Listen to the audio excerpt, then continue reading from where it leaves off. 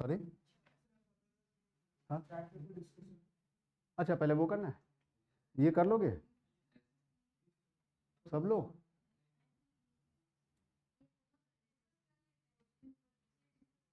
हाँ थोड़ा फास्ट कर लेते हैं क्योंकि कंटेंट तो है हमारे पास, बस उसका वो देखते रहते हैं हम, क्या कहते हैं, ओवरव्यू। तो समझ में आ गई आपको? नहीं?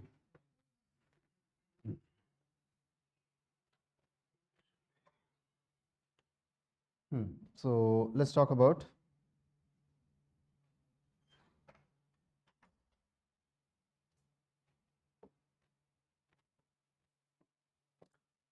क्या है, डिस्कस अबाउट द, यानी कीवर्ड क्या हो गया, डिस्कस। अब जब कीवर्ड डिस्कस होगा तो क्या लिखना है हमें, ओपनिंग स्टेटमेंट और क्लोजिंग, ये याद रखना है, ठीक है।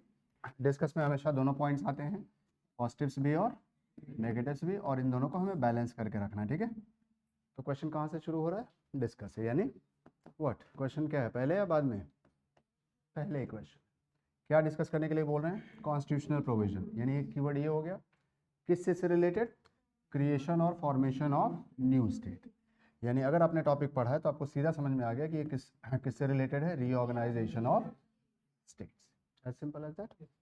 And alteration of the existing state boundaries, ये भी किसका हिस्सा है, रीऑर्गेनाइजेशन का, ठीक है। नाउ लकी डे है हमारा, क्यों, जब आपको ये मिल जाए ना आप समझ लो मजा आ गया, कम से कम आधे नंबर तो मिल ही जाएंगे, क्यों, क्योंकि दो क्वेश्चन हो गया, पहला क्वेश्चन क्या है, डिस्कस, दूसरा क्या है, how, how these provisions reflected the unitary bias. Unitary बायस का मतलब पता है, जब हम यूनियन फेडरेशन कॉन्फेडरेशन कर रहे थे तो उसमें एक टर्म हमने यूनिटरी भी पढ़ा था, याद है, कब होता है यूनिटरी? यूनिटरी का मतलब या तो स्टेट हो या तो सेंटर हो, बस दोनों नहीं रहेंगे, डुअल पॉलिटी होगा तो क्या होगा, फेडरेशन हो सकता है, यूनियन हो सकता है, कॉन्फेडरेशन हो सकता है। यूनिटरी तभी होगा जब एक ही पॉलिटी हो, और पॉलिटी का मतलब गवर्नमेंट, या सेंट्रल गवर्नमेंट हो या स्टेट गवर्नमेंट हो। तो रीऑर्गेनाइजेशन की वजह से क्या हो सकता है, सेंटर के हाथ में पावर आएगी, ठीक है, unitary bias of the Indian federation, right. Demand समझ में आ रही क्या है, क्या डिमांड है, दो पार्ट, पहला क्या है, डिस्कस करना है किसके बारे में, रीऑर्गेनाइजेशन स्टेट किस चिड़िया का नाम है, ठीक है, तो जब डिस्कस करेंगे तो सब कुछ लिखेंगे, राइट। दूसरा क्या है, how this provisions reflect the unitary, यानी प्रोसीजर के बारे में पूछ रहे हैं, समझ में आ रहा है?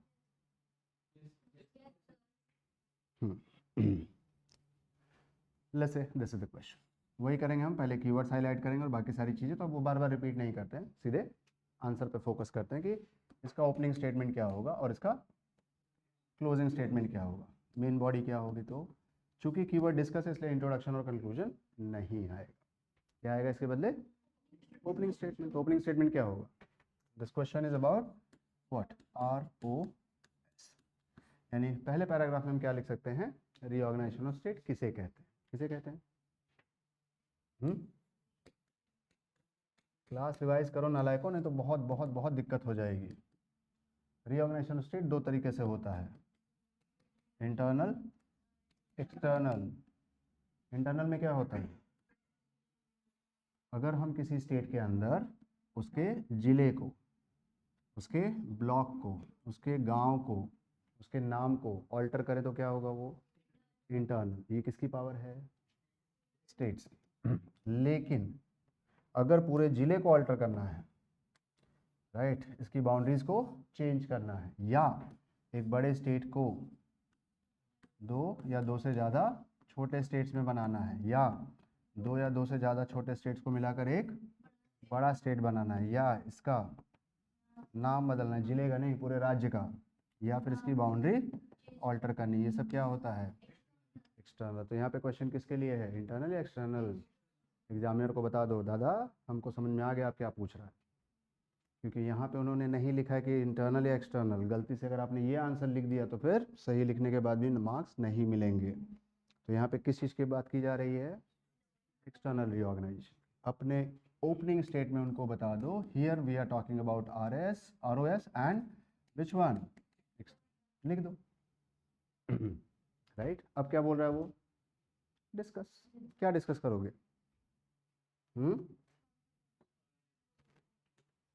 What is saying you to discuss, discuss about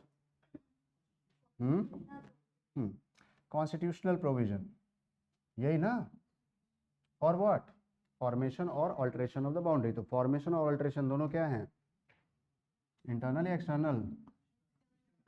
यानी ये एक्सटर्नल आरओएस की बात कर रहे हैं। और एक्सटर्नल आरओएस हमारे कॉन्स्टिट्यूशन में कहाँ दिया हुआ है? आर्टिकल 2 और आर्टिकल 3। यानी सिंपली मेन बॉडी में मेरा क्या आएगा? I have to write the first thing about article 2। Article 2 में बस 2 शब्द हैं और 2 लाइन लिखनी है। पहला क्या है? ये कैसे होगा? तो एडमिशन के थ्रू या फिर establishment। यही 2 तरीका है जिससे रीऑर्गेनाइजेशन हो सकता है या ऑल्ट्रेशन ऑफ बाउंड्री हो सकती है। दोनों का मतलब बताया है आपको। क्या होता है एडमिशन?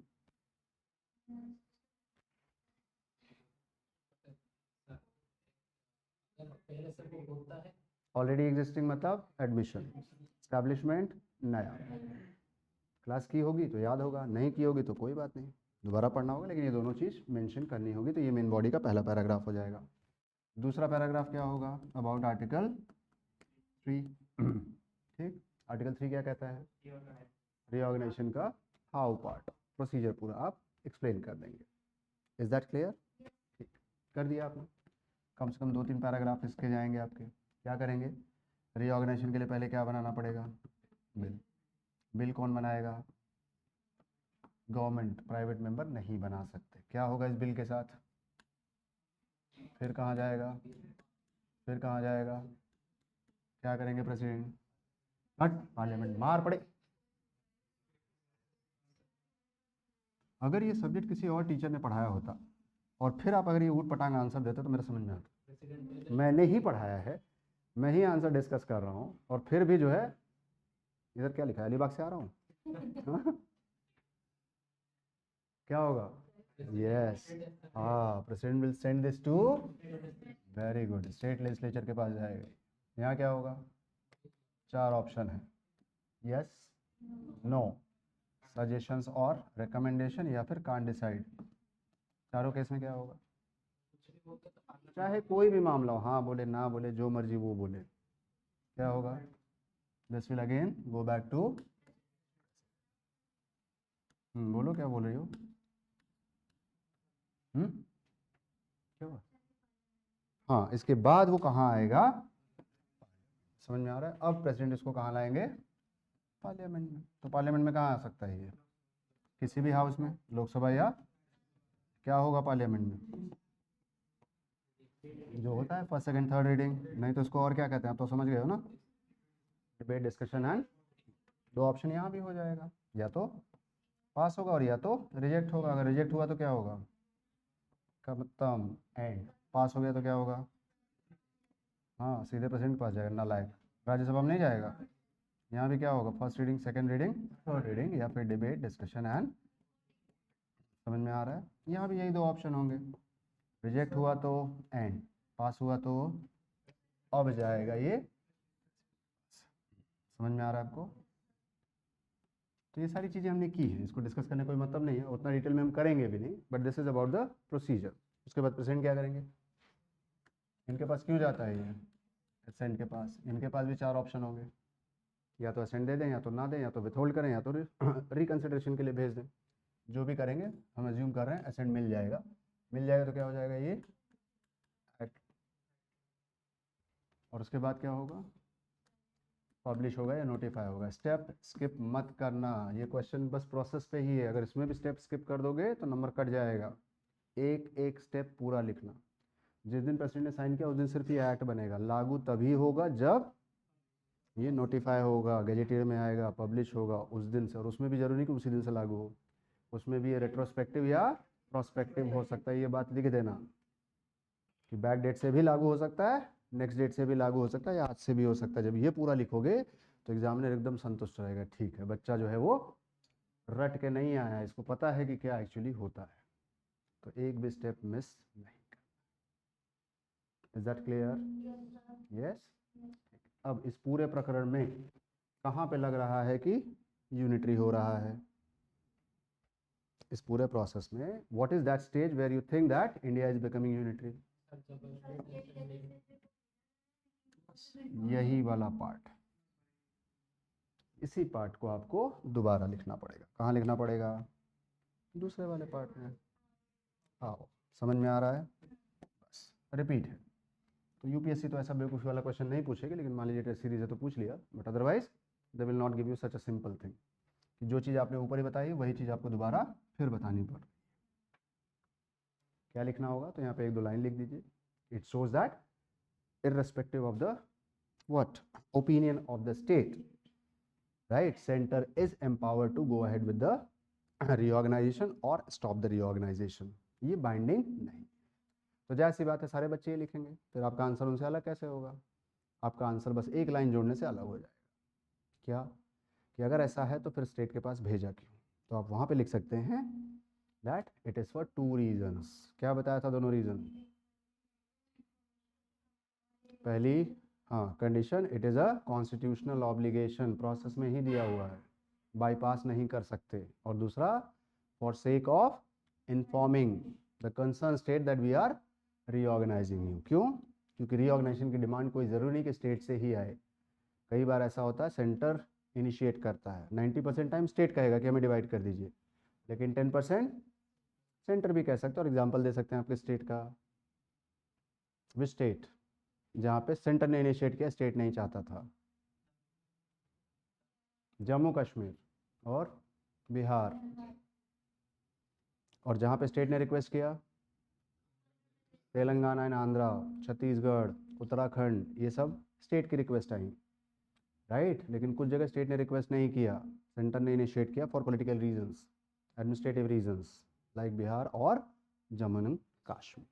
ये जब लिख दोगे तब एग्जामिनर कन्विंस हो जाएगी, ठीक है, इस स्टूडेंट को डीपर अंडरस्टैंडिंग है इस चीज़ की। अब क्लियर है?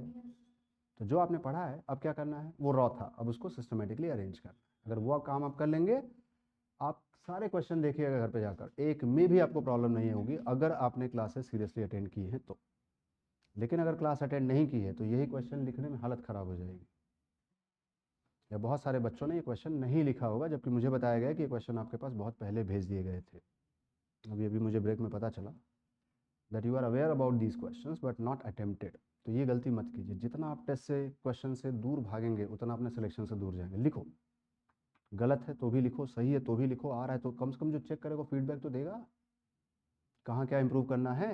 नहीं लिखोगे तो क्या होगा, पता ही नहीं चलेगा आपको कि कहाँ कमी है, कहाँ आपका स्ट्रॉन्ग पॉइंट है, कहाँ आपका वीक पॉइंट है। अटेम्प्टेड। और मान लो गलत लिख दिया तो फांसी की तो सज़ा नहीं, इसके लिए राइट टू लाइफ अभी बचा ही रहेगा ना। क्यों परेशान होना है, ठीक है। अब क्लियर है? ठीक। अगला सवाल क्या है? फिर से डिस्कस, मुझे लगता है इनका फेवरेट वर्ड है डिस्कस, है ना, सारे क्वेश्चन डिस्कस के लिए हैं।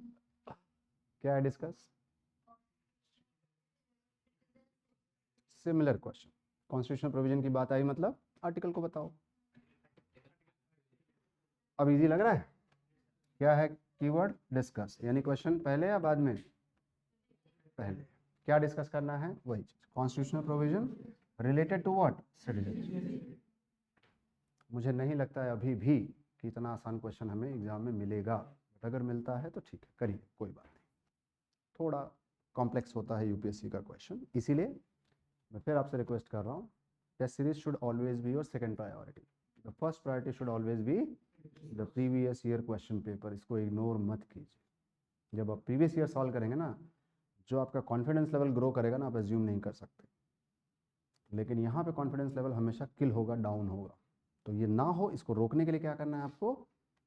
पीवाईक्यू स्टार्ट कीजिए, चाहे असेंडिंग चाहे डिसेंडिंग ऑर्डर में, मतलब 25, 24, 23, 22, 21, या तो ऐसे सॉल्व कीजिए, या तो 90, 95, 96, 97, 98 इस तरह से सॉल्व कीजिए, आपकी मर्जी, बट कीजिए, ठीक। दूसरा काम क्या करना है, सारे स्टेट्स के पॉलिटी के पेपर निकालने हैं। 28 राज्य हैं इंडिया में, हर जगह एग्जाम होता है और हर जगह पॉलिटी आती है। और अच्छी बात है, स्टेट की पॉलिटी और सेंटर की पॉलिटी बहुत ज़्यादा अलग नहीं होती, तो बहुत सारे क्वेश्चन मिल जाएंगे, क्वेश्चन की कमी कभी होगी ही नहीं। पीवाईक्यूज की, क्योंकि स्टेट पब्लिक सर्विस कमीशन और यूनियन पब्लिक सर्विस कमीशन, इन दोनों के पीवाईक्यूज आप सॉल्व कीजिए। आई एम श्योर अगर आपने 300-400 क्वेश्चन सॉल्व कर लिए ना, तो जो 12-15 क्वेश्चन मेंस में आएंगे वो इन्हीं से मिलते जुलते। और उसके बाद हिम्मत, टाइम, जान, शक्ति बच जाए तो फिर टेस्ट सीरीज के क्वेश्चन सॉल्व कीजिए। हो कि मर गए? हो, जिंदा हो? सुन के हार्ट अटैक टाइप तो नहीं हो रहा है? इतना सब पढ़ना है। एकदम ग्रेजुअली, धीरे धीरे करना, एक साथ नहीं। तो यहाँ क्या डिस्कस करना है मुझे? सिटीजनशिप डिस्कस है तो क्या करना होगा? Opening closing main body of the Indian constitution, again the same thing, same pattern. Second keyword is bonus question. तब इतना अच्छा नसीब हो कि हर जगह बोनस क्वेश्चन अगर मिले तो फिर how do these provisions define the citizenship and regulate the acquisition and termination? How मतलब फैक्ट। क्या है आंसर? 5 पॉइंट। क्या है आंसर? 3 पॉइंट। कितने हो गए? 8 हो गया मेरा आंसर कंप्लीट। क्यों?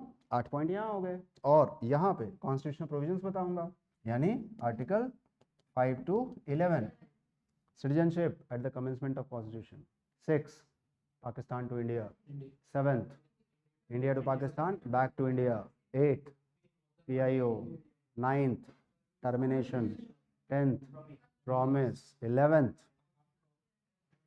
कितने पॉइंट हो गए? 15। इससे ज़्यादा नहीं चाहिए, लिख भी नहीं पाएंगे। कुछ आ रहा है समझ में? यस और नो? अगर ये 15 लाइन भी लिख दी ना, 250 वर्ड भी पूरे हो जाएंगे, 15 पॉइंट भी, क्योंकि हर लाइन एक पॉइंट है। आर्टिकल 5 भी लिखोगे तो लिखोगे ना, it provides what? The provisions for citizenship at the commencement of the constitution. एक पॉइंट में 10 वर्ड हुआ ना, 15 पॉइंट लिखोगे तो आराम से 150 वर्ड पहुंच जाएगा ना। कितना? 250 वर्ड के लिए 250 बढ़ा दीजिएगा एक लाइन, क्या दिक्कत है? और बर्थ में अगर पेरेंट्स की 4 कंडीशन लिख दोगे तो भी 4 लाइन बढ़ जाएगा। लिखना पड़ेगा ना 4, कि पहले मम्मी पापा दोनों, दूसरा मम्मी इंडियन पापा फॉरेनर, मम्मी फॉरेनर पापा इंडियन, दोनों फॉरेनर। कब से कब तक? 1950 से 1987 तक। उसके बाद 1987 से 2004 तक, 2004 से लेके अभी तक। बनेगा ना पॉइंट्स? क्यों नहीं बनेगा? क्यों? फैक्ट है, कुछ ऑल्टरेशन ही नहीं करना है, जैसा दिया है वैसा ही लिखना है। कन्विंसिंग लग रहा है? किस सेंस में लिख पाएंगे या नहीं? इस सेंस में लिख पाएंगे तो ये आपका होमवर्क भी होगा, ठीक है? I want this answers. कितने दिन लगेंगे? 2 दिन, 4 दिन? कितने दिन लगेंगे? 3 दिन, 4 दिन ले लीजिए। अब थर्सडे तक इसको सबमिट कर दीजिएगा, but do submit it, right? और प्लीज़ लिखिए, डरिए मत। गलत ही होगा ना, होने तो क्या दिक्कत है? कम से कम गलत होगा तो सही तो पता चलेगा क्या है, ठीक है? Then what we have, sorry, fundamental rights are what? Fundamental rights हम कर चुके हैं, ठीक है? अब यहाँ पे अच्छी चीज़ क्या दिख रही है? पहली बार इन्होंने इन्वर्टेड कॉमा यूज़ किया है। एक्चुअली ये होना चाहिए। Fundamental rights form the cornerstone of the Indian constitution, yet they are not absolute. Is it a question? Question या तो इससे पहले होगा और या तो फिर इसके, क्या लिखा है? फिर वही कीवर्ड डिस्कस। तो ब्रेन ज़्यादा नहीं लगाना। डिस्कस मतलब सिंपल क्या करना है? आर्ग्यूमेंट्स देने हैं ओपनिंग स्टेटमेंट के साथ। Significance of the fundamental rights, highlight the major criticism, तो सिग्निफिकेंस लिखना है, फिर क्रिटिसिज्म, एंड देन एग्जामिन। अच्छा, एक कीवर्ड और दिया उन्होंने, examine the constitutional provisions that allow reasonable restrictions and exceptions, यानी पार्ट 3 को समराइज करके हमें लिखना है। तो मेरे आंसर में क्या क्या चाहिए? सिग्निफिकेंस। मेरे आंसर में क्या चाहिए? क्रिटिसिज्म। मेरे आंसर में क्या चाहिए? रीजनेबल रिस्ट्रिक्शंस और एक्सेप्शंस। लिख पाएंगे? कैसे लिखेंगे इस आंसर को? इस आंसर को आपको क्लासिफिकेशन के बेसिस पे लिखना होगा, क्योंकि इंडिविजुअल आर्टिकल अगर लिखेंगे तो पूरा ऐसे हो जाएगा, 250 वर्ड वायलेट हो जाएंगे। इसलिए क्या लिखना होगा? जो 7 फोल्ड क्लासिफिकेशन पढ़ी हमने। स्टार्ट कैसे होगा? फंडामेंटल राइट की परिभाषा से। क्या है डेफिनेशन?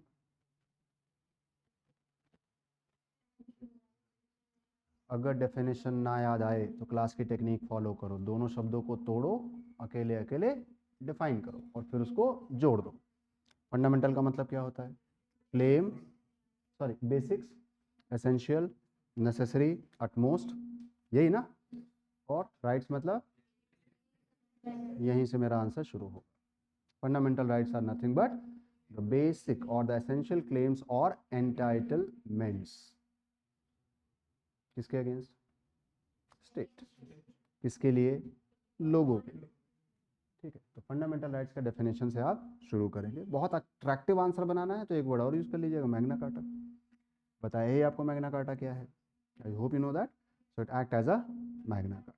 इतना काफ़ी है आपके ओपनिंग स्टेटमेंट, ज़्यादा कहानी नहीं लिखनी है, क्योंकि मेन हमारा कंसर्न क्या है, क्रिटिसिज्म क्या है, और सॉरी पहले सिग्निफिकेंस क्या है और फिर क्रिटिसिज्म क्या है, right. So what is the significance of fundamental right?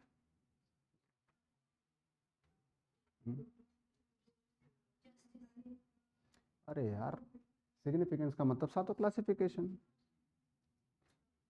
It provides freedom, it provides equality, it prevents us from exploitation, it gives us freedom of religion, it actually provides the cultural and educational rights. At last it also gives us the constitutional, यही significance है ना, और क्या है।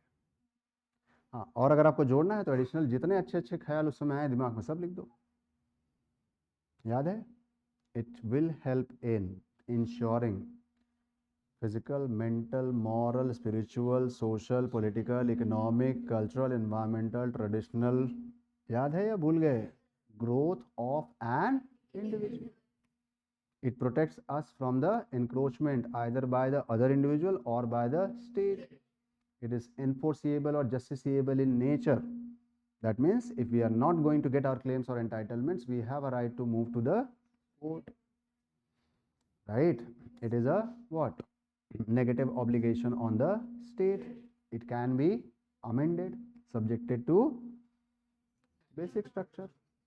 It can be suspended, but only in emergency. That too, some exceptions. Article 20 and 20, sorry, Article 19 and 21. लिख पाएंगे या नहीं? क्योंकि इसमें इंडिविजुअल राइट्स को एक्सप्लेन करने के लिए नहीं पूछ रहे हैं, इसमें पूरे फंडामेंटल राइट के सिग्निफिकेंस की बात कर रहे हैं। क्रिटिसिज्म क्या है? रिस्ट्रिक्शंस हैं। कुछ लोगों ने तो यहाँ तक कहा कि fundamental right should be what, written as fundamental restrictions. इसका चैप्टर का नाम बदल देना चाहिए। ये राइट से ज़्यादा क्या देता है? रिस्ट्रिक्शंस। ठीक है, दूसरा क्रिटिसिज्म क्या है? Contradictory nature. जैसे अगर आपको right to freedom of speech दी हुई है, एक्सप्रेशन दी हुआ है, तो उस पर व्हाट रिस्ट्रिक्शंस भी लगा रखे हैं। एक तरफ आपसे कहा जाता है बोलिए, दूसरी तरफ आर्म्ड फोर्सेस को कहा जाता है चुप रहिए। एक तरफ आपसे कहा जाता है इक्वालिटी, दूसरी तरफ कहा जाता है टाइटल मत यूज कीजिए। राइट, मतलब पेयर्स में, कॉन्ट्राडिक्टरी पेयर्स में ये ऑकर होते हैं। राइट, एक तरफ कहा जाता है फ्रीडम ऑफ मूवमेंट, दूसरी तरफ कहा जाता है national park, biodiversity, hotspot, governor house, CM house, ministers house नहीं जा सकते, है ना। Right, two sides of the same coin.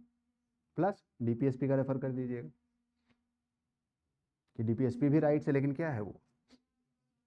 Contradictory है। तो कुछ राइट्स कॉन्स्टिट्यूशन में जस्टिसेबल है, लेकिन उसके अगेंस्ट कुछ राइट्स दिए गए हैं जो कॉन्ट्राडिक्टरी और नॉन जस्टिसेबल है। प्लस फंडामेंटल राइट्स को और कमजोर करने के लिए एक और पार्ट जोड़ दिया, फंडामेंटल ड्यूटीज।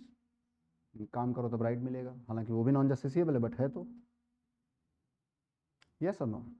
ठीक। That allow the reasonable restriction. कौन सा कॉन्स्टिट्यूशन प्रोविजन जो रीजनेबल रिस्ट्रिक्शन अलाउ करता है? ये बहुत स्पेसिफिक। ये से इट लाउडली। 19th। ओके, और what is reasonable restriction? Restrictions क्या होते हैं? लिमिटेशंस और बाउंड्रीज, बाउंडेशंस। तो रीजनेबल कब होगा? जब उसे लेजिस्लेचर ने बनाया होगा।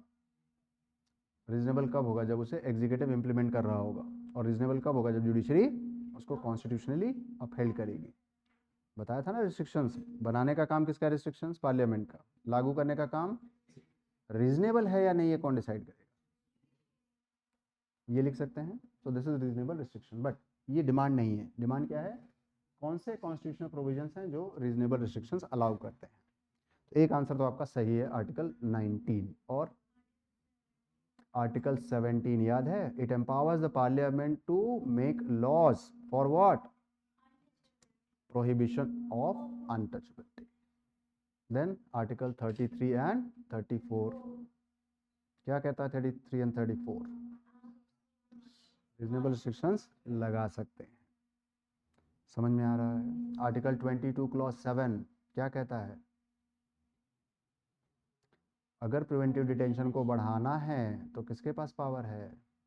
पार्लियामेंट के पास, स्टेट के पास नहीं, राइट? तो you can be very specific in this part कि आपको सिर्फ वही प्रोविजंस लिखने हैं जो, और आर्टिकल 19 में भी क्या लिखना है? आर्टिकल 19 क्लॉज 2 to 6, क्लॉज 1 जो है वो रीजनेबल रिस्ट्रिक्शंस नहीं है, वो तो राइट्स है। 2, 3, 4, 5, 6 आर व्हाट? रिस्ट्रिक्शंस। अब समझ में आ रहा है? एक्सेप्शंस कहाँ हैं? 14। क्यों? Equal protection of law use करते हैं हम, इक्वालिटी बिफोर लॉ भी यूज करते हैं। एक्सेप्शन कौन है? Prime minister, governor, president, member of parliament. याद है? क्यों? क्योंकि इनको इम्यूनिटी दी गई है ऑन स्पेशल ग्राउंड्स। तो क्या हुए?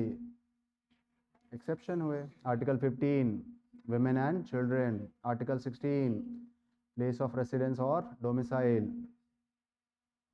हाँ मैं बोल रहा तो हाँ, वो तो मुझे पता है, नालायक सही है, तू बता। आर्टिकल एक्सेप्शन क्यों है?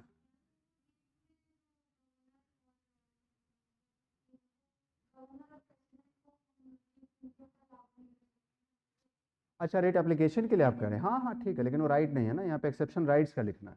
आर्टिकल 32 तो रेमेडी है, बट ठीक है, कैन बी कंसिडर्ड। और what are the other exceptions? इतना सारा बताया था, एक भी याद नहीं है। आर्टिकल 19 में एक्सेप्शन क्या है?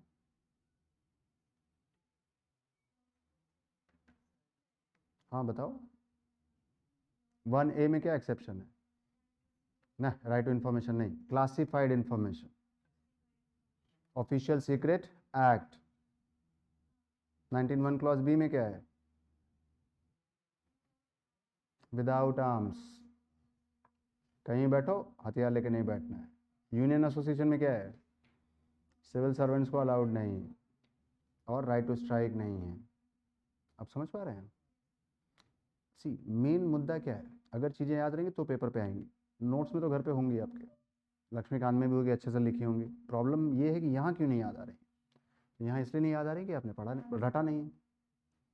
पढ़ते हुए आपने, मतलब पढ़ाते हुए आपने समझा होगा, घर पे पढ़ा भी होगा, बट प्रॉब्लम क्या है? Why you not able to put it back on paper? ये कला सीखनी है, याद नहीं है, try to remember, that's it.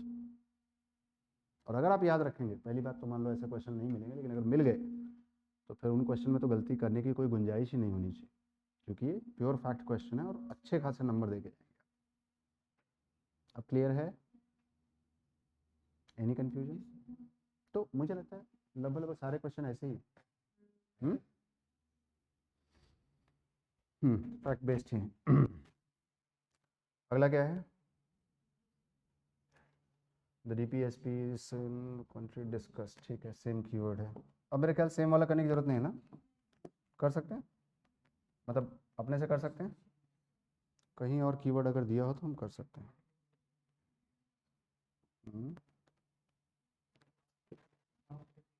किस पे क्लिक करना है? माउस कहाँ है?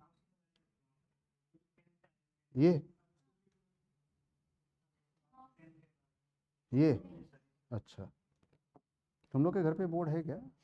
कैसे सीखे? है बार बार? अच्छा ओके ओके ठीक है। फंडामेंटल, अब क्या करना है? इस पर क्लिक करना है। मैं भी सीख जाऊंगा, कोई बात नहीं। ठीक है, टेक्नोलॉजिकली थोड़ा बैकवर्ड आदमी होना, ऐसा बुरे नज़र से देखने से कोई फ़ायदा नहीं है। ठीक है, I am accepting that I don't know and I am trying to learn, है ना? एकदम ऐसा गिरा हुआ समझ रहे कैसा आदमी है। Fundamental duties are moral. ठीक है, क्रिटिकल वाला वी हैड ऑलरेडी डिस्कस, है ना? ठीक है। तो नहीं डिस्कस किया, ऐसा कोई कीवर्ड है क्या हमारे पास? एग्जामिन यार, एलुसिडेट और एग्जामिन एक ही है ना, वो इवेल्युएट और एग्जामिन एक ही है। बट एग्जामिन में क्या होगा? वैलिडिटी भी चेक करनी पड़ती है, वो स्टेटमेंट करेक्ट है या नहीं। इवेल्युएट में क्या होता है? हम उसके डिपेंडिंग आर्गुमेंट्स देते हैं, लेकिन एग्जामिन में क्या करना पड़ेगा, whether that statement is correct. जैसे देखते हैं क्या दिया इसने।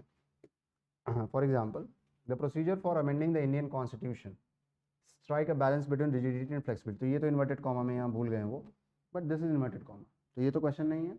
क्या पूछ रहे हैं, examine this statement in the light of constitutional and judicial interpretation. ठीक है, यानी आर्टिकल कौन सा डिस्कस करना है, 368। Also discuss the significance of basic structure, मतलब शंकरी प्रसाद से शुरू करना है या चंपाकम राजन से शुरू करना है और केशवानंद भारती तक जाना है या फिर मिनर्वा मिल केस तक जाना है, तो ये उसका सिग्निफिकेंस। अब क्या करना है, एग्जामिन करना है कि ये जो प्रोसीजर है अमेंडिंग द कॉन्स्टिट्यूशन, क्या ये स्ट्राइक करता है रिजिडिटी और फ्लेक्सिबिलिटी में, यस और नो। तो यहाँ पे बस एक चीज़ आ जाएगी कि हमें वैलिडिटी देखनी है, राइट। 368 जो है वो बैलेंस नहीं करता है, यानी स्टैंड क्या लेना होगा, नो। क्यों, क्योंकि 368 रिजिड है। रिजिड क्यों है, स्पेशल मेजॉरिटी से होगा, बट फ्लेक्सिबिलिटी बैलेंस होती है 368 से नहीं, आर्टिकल। तो यहाँ पे एक पॉइंट ऐड करना होगा, that combination of rigidity and flexibility can be understood in terms of 368 and article 4। Only 368 it talks about rigidity, क्योंकि ईजी नहीं है अमेंड करना। Why 368 is about special majority, वो लाना आसान नहीं होता है किसी भी सरकार के लिए। तो ये रिजिडिटी का प्रोविजन है। फ्लेक्सिबिलिटी वाला किस में दिया हुआ है, आर्टिकल 2 और 3, सिंपल मेजॉरिटी से अमेंड हो जाएगा, लेकिन वो एक एक्सेप्शन है, तो यहाँ पे एक चीज़ मेंशन करना। बट एग्जामिन मतलब क्या हुआ, what is the meaning of examine, किसी भी स्टेटमेंट की वैलिडिटी को सर्टिफाई करना कि वो सही है या नहीं है। तो स्टेटमेंट सही है, नहीं, क्यों, क्योंकि 368 is a article which shows the rigidity of the constitution. कोई पूछे फ्लेक्सिबिलिटी कहाँ दिखाई गई है, तो आर्टिकल 4 में। Is that clear. लेकिन इस क्वेश्चन में इसके बारे में सिर्फ एक लाइन लिखनी है, मेन आंसर क्या है, और इसके लिए क्या करना है,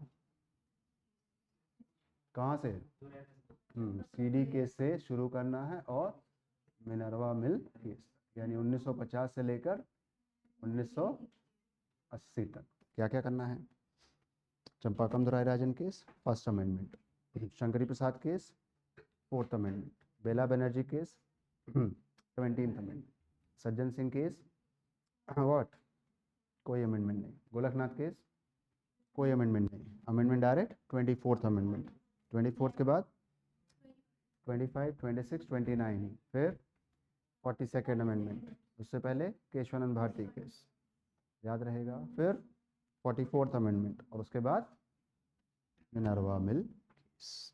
वो पूरी क्रोनोलॉजी याद है, वो पूरा का पूरा इसमें आएगा A to Z as it is main body में, right. Then discuss, I think we have done. तो डिस्कस अगर कीवर्ड है तब तो कोई टेंशन ही नहीं है। इसके बाद क्या है, करो ठीक। अब मेरे ख्याल से आप एटलीस्ट 2 कीवर्ड आज और सीखे, इवैल्यूएट और अच्छा क्रिटिकल भी सीखा आपने, एग्जामिन भी सीखा, ठीक है। ऐसे ही धीरे धीरे सारा सीखेंगे, आप टेंशन मत लीजिए। बट कीवर्ड से ज़्यादा आपको समझ में आ रहा है किस पे ध्यान देना है, कंटेंट। डिमांड तो समझ में आ जाएगा, जैसे 4 वर्ड अंडरलाइन करके आपने साइड में लिख के पढ़ा ना, प्रॉब्लम आपको सबसे ज़्यादा आएगी पॉइंट्स जनरेट करने, क्योंकि पॉइंट्स कई बार क्या करेंगे आप, एक ही पॉइंट के सब पॉइंट लिख देंगे और फिर दिक्कत हो जाएगी, राइट। वो नहीं करना है, और अलग अलग थीम के पॉइंट भी जमा करने हैं, तो वहाँ पे बस एक ही चीज़ काम आती है, रटो और पढ़ो बस, राइट। तो ये एक्सरसाइज अगर हम शुरू कर दें तो धीरे धीरे हम उस लेवल पे आ जाएंगे जहाँ पे चीज़ें हमें याद, क्योंकि मेरा मानना है ऐसा, इट्स माय पर्सनल ओपिनियन, क्योंकि बाकी लोग कहते हैं कि यूपीएससी में रटना पॉसिबल नहीं है, और मेरा एकदम सिंपल मानना है, बिना रटे तो तुम लिख नहीं पाएगा चाहे जो भी हो जाए। समझा कितना अच्छा है आपने। अनफॉर्चुनेटली इस एग्ज़ाम में कोई पूछने वाला है ही नहीं। आप पीटी देने गए, इवेल्युएटर आपसे आके पूछेगा तेरे को फंडामेंटल राइट समझ में आया, नहीं। जो ऑप्शन आप मार्क करेंगे उससे डिसाइड होगा कि आपने आंसर सही दिया है या नहीं। Nobody will ask you except teachers in the class, nobody will ask you whether you understood और नॉट। और अनफॉर्चुनेटली तीनों स्टेज में कोई नहीं पूछता, मेंस में कोई पूछेगा, is there anybody who is going to ask you that did you understand Kesavananda Bharati case और बेसिक स्ट्रक्चर। जो इनविजिलेटर होगा, सुपरविजन वाला जो होगा, वो आपसे सवाल थोड़ी पूछने वाला है।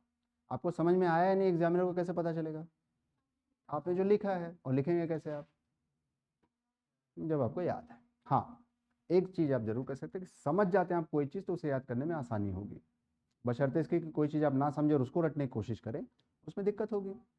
लेकिन जो चीज़ आपने समझी है उसको तो याद करना आसान है ना। ये सब नो तो समझने की कोशिश कीजिए, क्लास में बुक से पढ़ रहे हैं तब समझने की कोशिश कीजिए, क्योंकि वो आपको फ़ायदा करेगा कि आपको चीज़ें याद। But end of the day help क्या करेगा। तो आज से आपको क्या करना है, अगर मैं 2 ही घंटे पढ़ रहा हूँ घर पे, तो उस 2 घंटे में 1 घंटे 30 मिनट, 1 घंटे 40 मिनट में क्या करूँगा, मेमोराइज कर, और उसके बाद अपनी बुक्स को बंद कर दूंगा या कर दूंगी, और फिर एक सादा पेज, प्लेन पेज लेकर 15 पॉइंट लिखने की कोशिश करूँ। क्यों, क्योंकि मुझे यूपीएससी में 15 पॉइंट चाहिए, मैक्सिमम वही है। तो मैंने कोई टॉपिक पढ़ा, राइट, समझ लिया, याद कर लिया, सब कुछ बंद कर दिया एक प्लेन पेज पे, क्योंकि दिमाग को लगता है हमको आ गया, उसके भरोसे मत जाइए, बहुत धोखा देता है वो। आप टेस्ट कीजिए कि उसको आया कि नहीं आया, और टेस्ट कैसे करना है, एक पीस ऑफ पेपर और तो इसके लिए मैं कुछ तरीका भी बताऊंगा क्लास में, आज तो नहीं, कल हम जो है एक गेम खेलेंगे क्लास में, बहुत दिन हो गया पढ़ रहे हैं ना, थोड़ा बहुत खेल कूद भी होना चाहिए। तो will play a game tomorrow morning, है ना, उस गेम में मैं आपको सिखाऊंगा कि कैसे इसको इम्प्रोवाइज़ करना है, ठीक है। लेकिन आज जैसे मैंने कहा था कि एक चीज़ हम बात ये कर सकते हैं कि how to remember these things, ज़्यादा टाइम तक आप कैसे रिमेंबर करें। तो इसके लिए बहुत सिंपल है, बट सिंपल चीज़ें ज़्यादा मुश्किल होती हैं करने में, मानते हैं आप। तूफानी तो आप कर लेते हैं, माउंटेन ड्यू पी के, लेकिन सिंपल चीज़ें जो है वो दिक्कत करती। तो पहले आप मुझे ये बताइए कि आप फॉलो करेंगे, क्योंकि अगर फॉलो नहीं करेंगे तो ये मैंने आपसे कल भी कहा कि 13-14 साल मेहनत करने के बाद ये सब चीज़ें बनाई हैं, और मैं कभी नहीं चाहूँगा ये उन लोगों के पास जाएँ जो इसका रिस्पेक्ट ना करें या फॉलो ना करें। तो if you are willing to follow then only I will discuss, otherwise there is no point. पक्का, महानदी मैया की कसम। हाँ? खाओ, यहाँ नदी की कसम नहीं खाते, हमारे यहाँ तो बहुत चलता है, गंगा मैया की कसम। यमुना यमुना मैया की नहीं खाते हो, थोड़ा पानी खराब है उनका, है ना। दिल्ली में बहुत पोल्यूटेड है, लेकिन गंगा मैया की कसम खाते हैं हम। करेंगे, ठीक है। तो एक दो चीज़ें शुरू करते हैं करना आज से, एंड लेट्स होप दैट कि अगले 4-5 दिन में मुझे समझ में आएगा कि आप कर रहे हैं कि नहीं, क्योंकि आपको प्रूव करना होगा, क्योंकि बातों का तो मैं ट्रस्ट नहीं करता। If you can give me the result then I can trust. Yes, ठीक है। तो पहली चीज़ सीखते हैं, याद कैसे रखना है। इसको हटा दूँ, अब ज़रूरत नहीं है ना इसकी, ठीक है। सो एक चीज़ मैंने आपसे कही थी कि टेक अ चार्ट पेपर, क्या लेना है आपको, आई होप सबने ले लिया होगा, और ये थोड़ा बड़े साइज़ का होगा, मतलब जनरली A2 A1 साइज़ का, ठीक है। A4 साइज़ का नहीं, A4 साइज़ तो नॉर्मल पेपर हो गया, लेकिन मान लीजिए कि यही है आपका चार्ट पेपर अभी के लिए, क्योंकि चार्ट पेपर लाए नहीं है आप, तो इसी को हम मान लेते हैं। अब इसको ना लैंडस्केप में डाल दीजिए, लैंडस्केप समझते हैं, ऐसा कर, मतलब इस तरह से मत रखिए इसको, इस तरफ से कर दीजिए।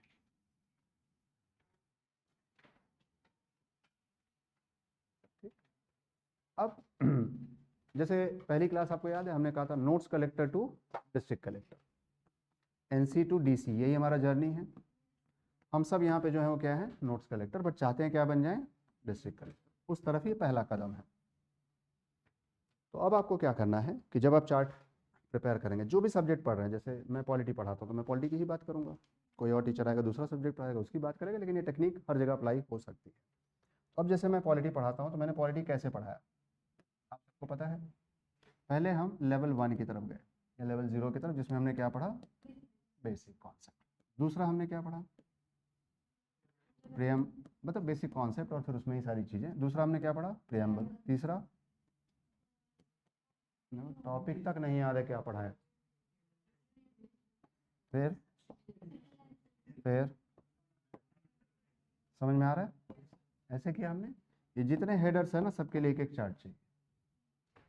तो मान लीजिए आज तक हम 15 टॉपिक पढ़े हैं, 10 टॉपिक पढ़े, तो हमें कितने चार्ट चाहिए, 10, एक चार्ट पे एक टॉपिक बस। ठीक, तो जैसे मैंने बेसिक कॉन्सेप्ट पढ़ा, अब बेसिक कॉन्सेप्ट का चार्ट जब मैं बनाऊंगा घर पे, तो यहाँ पे हेडिंग लिखूंगा बेसिक कॉन्सेप्ट, सिंपल, और इसको मैं एक फ्लो चार्ट, माइंड मैप या ट्री डायग्राम की तरह बनाऊंगा। जो जो मैंने पढ़ा है बेसिक कॉन्सेप्ट, क्लास 1 से लेकर लेवल 7 क्लास ली है मैंने बेसिक कॉन्सेप्ट, सातों क्लास का पूरा कंटेंट मुझे इस पेज पे चाहिए, जितना कुछ पढ़ा है मैंने, लेकिन डिटेल में नहीं, क्योंकि नोट्स में तो है, इसमें उसकी समरी चाहिए। तो बेसिक कॉन्सेप्ट मुझे समरी किस चीज़ की चाहिए, पहले वो लिख लूँगा और मैं उतने कॉलम्स बना लूँगा, इसीलिए ये चार्ट बड़ा होगा। यस और नो? जैसे क्या पढ़ा, फिर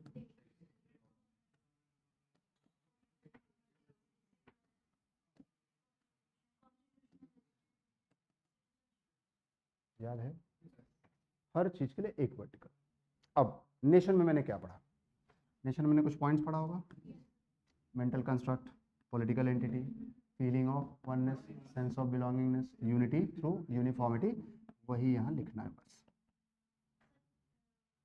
छोटे छोटे वर्ड्स, एक दो वर्ड्स में, तीन वर्ड्स। कहानी नहीं, कहानी मेरे नोट्स में लिखी हुई है, उस कहानी को आप क्या करना, समरी में, प्रेसी राइटिंग जिसको कहते हैं। उसी तरह state, political entity, real in existence, consist of government, population, territory and so on, sovereign. Population में citizen, non citizen, foreigners, aliens, migrants, refugees. ये चार्ट बड़ा होगा, यहाँ पे छोटा दिख रहा होगा लेकिन काफ़ी बड़ा होगा, तो जगह होगी आपके पास, ऐसा नहीं कि जगह की कमी पड़ेगी, ठीक। उसी तरह जो अब समझ पा रहे क्या है ये। अब ये पेज अगर मैं किसी ऐसे व्यक्ति को दिखा दूं जिसने ज़िंदगी में कभी पॉलिटी वर्ड ना सुना हो, तो उसको ये सारे कॉन्सेप्ट उतने ही समझ में आए जितना आपको आए। ये आपका इंटेंशन होगा इसको बनाने के पीछे, कि जैसे मैं मम्मी को दिखा दूं, भाई को दिखा दूं, बहन को दिखा दूं या पड़ोसी को दिखा दूं और वो देख ले क्या है ये, तो वो ये टॉपिक उतना ही समझ ले जितना मैंने क्लास करके समझा है। इतना crisp, precise, up to the point होना चाहिए। इसमें टाइम लगेगा, आसानी से नहीं बनेगा, लेकिन एक बार बन गया फिर इसके बाद व्हाट, बेसिक कॉन्सेप्ट पे अगर यूपीएससी में कोई क्वेश्चन आएगा तो मैक्सिमम कितने मार्क्स के लिए आएगा, 12 से 15 पॉइंट्स इतने चाहिए मुझे। इसमें मेरे पास कम से कम 40-50 पॉइंट बन जाएंगे। पूछे यूपीएससी क्या पूछती है, 15 पॉइंट तो जेब में हमेशा पड़ा रहेगा। यस और नो? ऐसे जवाब बनाएंगे किसके लिए, प्रीएम्बल के लिए। पूरे चार्ट पे क्या होगा, टाइटल। आप इसको डेकोरेटिव बना सकते हैं, बहुत सारे कलर्स यूज कर सकते हैं, जैसा आपको अच्छा लगे वैसा बना सकते हैं। प्रीएम्बल में क्या लिखेंगे, फिर से वर्टिकल बनाएंगे। सबसे पहले मीनिंग एंड हिस्टोरिकल, याद है, objective, aim, goal, then keywords, SSSDR,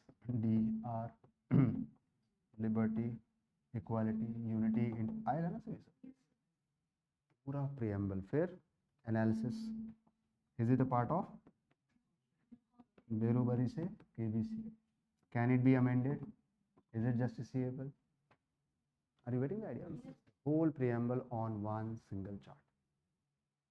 similarly whole union territory, citizenship, fundamental right के लिए हो सकता है आपको 2-3 चार्ट लगे, क्योंकि ये काफ़ी बड़ा है। एक या दो चार्ट, मतलब कम से कम 2 तो लगे ही लगेगा, हो सकता है 3 भी लगे अगर आप बड़ा बनाते हैं तो हम मान लेते हैं आपने 5 चार्ट बना लिए इससे। अब क्या करना है, इन 5 चार्ट को अपने रूम की, घर की, जहाँ भी जगह में चिपका दो। सुबह उठने के बाद जो पहली चीज़ आप देखते हो आँख के सामने, उस जगह पे चार्ट को चिपका। आप सो के उठते होंगे ना, तो कोई ना कोई चीज़ तो सामने दिखाई देती होगी, चिपका। मन करे तो इसको किचन में चिपका दो, मन करे तो वॉशरूम में चिपका दो, मन करे तो हॉल में चिपका दो। आप जहाँ जहाँ जाते हैं उसको चिपके रहने दो वहाँ पे। और जब जाएं, ब्रश करने जा रहे हैं, कोशिश कीजिए कि जब तक आप ब्रश कर रहे हैं तब तक प्रीएम्बल रिवाइज हो जाए। ब्रश करते करते तो हो ही जाएगा ना, एक चार्ट पढ़ने में कितना टाइम लगेगा। चाय पी रहे हैं कुछ ब्रेकफास्ट कर रहे हैं, सामने रखिए कि ब्रेकफास्ट करते करते अगर मैं 15 मिनट ब्रेकफास्ट कर रहा हूँ तो फंडामेंटल राइट मेरा रिवाइज हो गया। आप सोच नहीं सकते कि आपके पास पॉलिटी के कितने पॉइंट्स होंगे। और मैंने आपको शुरू में कहा था कि मैं आपको पॉलिटी टिप्स पे ला कर दूंगा। जब ये सारा कुछ याद आ जाएगा ना, फाड़ के फेंक दीजिए या इसके ऊपर दूसरे सब्जेक्ट का चार्ट लगा दीजिए, क्योंकि ये अब पहुंच चुका है यहाँ पे। हाँ, आप सबके पास मोबाइल फ़ोन है, इसकी इमेज ले लीजिएगा, फ़ोटो ले लीजिएगा। घर से यहाँ आते हैं, ऑटो से आते हैं, कैब से आते हैं, वॉक करके आते हैं, व्हाट देखते हैं। इंस्टाग्राम पे रील देखने से अच्छा अपना चार्ट देखिए। जहाँ जहाँ लगता है आपको समय व्यतीत हो रहा है फालतू में, ये करके देखिए ना। ये वही शिद्दत है मेरा, जैसे स्वामी विवेकानंद जी का था ना, उसको बैक टू वेदास, मेरा स्लोगन है बैक टू स्कूल। अगर मैंने आपको स्कूल पहुंचा दिया तो वो बच्चा 75-80% के लिए बाय डिफ़ॉल्ट एलिजिबल हो जाएगा। इस एग्ज़ाम के लिए मुझे सिर्फ 45% चाहिए, बस वो सीरियसनेस आ जाए आपके अंदर। ये करने में तकलीफ होगी, जैसे पहली बार आप हेल्थ कॉन्शियस और जिम जाएं, 2 दिन खूब जिम कर लिया आपने, तीसरे दिन पता चला हाथ पैर सब ऐसे लगे टूट जाएगा। लेकिन जो लोग रेगुलर करने लगते हैं उनको क्यों नहीं दर्द होता? हैबिचुअल हो जाते हैं ना। शुरू में ये परेशान करेगा। हाँ, आपका काम क्या है, ये चार्ट बनाकर एक बार मुझे दिखा देना ताकि ये सही से बना है कि नहीं। उसके बाद ये आपको करना है। और आप विश्वास कीजिए, पूरे पॉलिटी की जो नोट्स होगी आपकी, वो 20 से 25 पेज का हो जाएगा। 2 से 2.5 किलो का नहीं, राइट? क्लियर है? बस यही काम चार्ट का है। आप पॉलिटी में अप्लाई कीजिए, अच्छा लगेगा दूसरे सब्जेक्ट में कीजिएगा, नहीं अच्छा लगेगा कोई बात नहीं। Yes, do it and feel it. याद होता है कि नहीं? सी, मैंने कहा ना, आंसर राइटिंग क्या है? अल्टीमेट टारगेट है, मंजिल है आंसर राइटिंग। यहाँ पहुँचने के लिए बहुत सारे हथकंडों की ज़रूरत पड़ेगी, इंस्ट्रूमेंट्स की ज़रूरत पड़ेगी। तो उन्हीं इंस्ट्रूमेंट्स में से एक इंस्ट्रूमेंट क्या है? ये। क्योंकि जब ये करेंगे आप बार बार ना, तो आपको चीज़ें याद होने लगेंगी। सबसे बड़ी ज़रूरत इस समय क्या है? लिखने के लिए मुझे याद करना ज़रूरी है। और अगर सिस्टमेटिक याद करेंगे, पॉइंट्स की कभी कमी ही नहीं होगी। और नहीं याद करेंगे तो क्या करेंगे? एक ही पॉइंट को 4 बार लिखेंगे। एग्जामिनर बेवकूफ़ थोड़ी है कि आपके स्टेटमेंट चेंज करने से कॉन्टेक्स्ट तो नहीं बदल जाएगा ना। आपको तो कॉन्टेक्स्ट चेंज करना होगा, थीम चेंज करनी होगी। और ये लॉन्ग रन में बहुत हेल्प करती है। जैसे हम बच्चों को क्या बताते हैं कि यूपीएससी का पूरा जो सिलेबस है चारों पेपर का ना, उसको चार्ट पे बना लो। 4 चार्ट ले लो, हर एक पेपर का सिलेबस बना लो, चारों को एक साथ लगा दो, आपको इंटीग्रेट करने आएगा। यूपीएससी कभी भी एक टॉपिक से क्वेश्चन नहीं पूछती। पॉलिटी का क्वेश्चन हिस्ट्री से जुड़ा होगा, हिस्ट्री का क्वेश्चन इन्वायरमेंट से जुड़ा होगा। समझ पा रहे हैं आप? लिंक होता है क्वेश्चन। जैसे मैंने पहले दिन दिया था ना आपको क्वेश्चन, और पूछा था बताओ ये किस पेपर का है, क्यों नहीं समझ में आ रहा था आपको? क्योंकि आप में से किसी को भी सिलेबस याद नहीं है। और सिलेबस याद करने का मतलब आधा काम हो गया। बहुत सारे आंसर हम ऐसे लिखते हैं जिसमें हमें सिलेबस लिखना होता है, बट याद ही नहीं होता। तो समस्या घूम फिर के क्या है? याद नहीं हो रहा। ये पहला स्टेप हो सकता है। Is it clear? दूसरा स्टेप क्या है? What is the second step? जब ये पहला स्टेप आप कंप्लीट कर लेंगे तो याद करने की दिशा में दूसरा स्टेप आएगा। Right, how to memorize it for long term. Yes, और आपने कसम खाई है कि आप इसको करेंगे, नहीं करेंगे तो मेरी मृत्यु हो सकती है, और जिम्मेदार तुमको ठहरा के जाऊंगा। कि इन्होंने क्लास में मेरी कसम खाई थी, नोट लिख के जाऊंगा। तो पूरा करोगे तो ही बताओ, नहीं करोगे तो छोड़ो। विल डू ना, पक्का? ठीक है, ये क्लास रिकॉर्ड हो रही है, याद रखना। अच्छा, आप लोग नहीं दिखते हैं, कोई बात नहीं, कैमरे का इंतजाम करते हैं, उसमें शायद दिखते होंगे। वॉइस रिकॉर्ड धोखा देने का मन है इसका। चिंता मत कीजिए, उसके लिए भी मेरे पास सोल्यूशन है, अभी आएगा इसी। तो मैं अगर आपसे एक छोटा सा सवाल पूछूं, बहुत आसान सा, आप ठीक हैं अभी? या फीलिंग ओके, या प्रोसेसर हीट हो चुका है? 1 मिनट ब्रेक ले लेते, पानी पी लीजिए। थीम चेंज कर रहे हैं तो थोड़ा सा आप रिलैक्स रहिए। Just have a glass of water.